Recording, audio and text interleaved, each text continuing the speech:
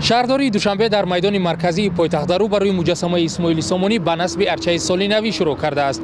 مسئولین مؤسسه دولتی رکلام بیرونی و آرایشی شهر دوشنبه که مسئولیت نصب ارچه را بر دوش دارند میگویند قرار است تا 10 دکبر این ارچه با بلندی 25 متر و پهنایی 12 متر آرا داده شود. سالهای قبل به جای این ارچه نسبتا خرد و آن هم همگی تا 3-4 روز پیش به سال نو آرا داده میشد و چند روز بعد کنده میشد.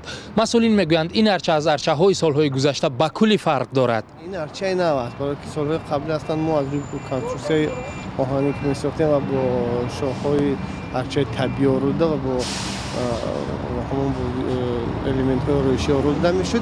ارچه امسال از روی تکنولوژی نوی ساخته شده است که ارچه زمان باری اول چنین ارچه در پایتخت وطن ما گذاشته می شود و با استفاده از تکنولوژی ایلومیناسیونی و ستادیاری ساخته شده است ارچه. سال نو عید رسمی و مردمی در تاجیکستان روزهای 31 دکبر و 1 ینور از روی عادت از زمان شوروی تجلیل می شود.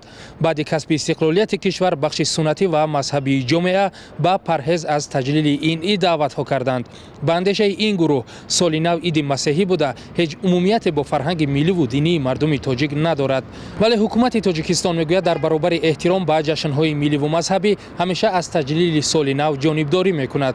کارشناسان میگویند حکومت دنیویگرای تاجیکستان عید سال نو را همچون رمز صداقت این کشور به ارزش‌های بین المللی حفظ میکند. و ساختن پایدیوار چنین ارچه پرحشمت در 3 هفته پیش از تجلیل سال نو مردم پایتخت را به تجلیل پرتنطنه این جشن در دوشنبه امیدوار کرده است. امریدین علیموف، رادیو آزادی، دوشنبه.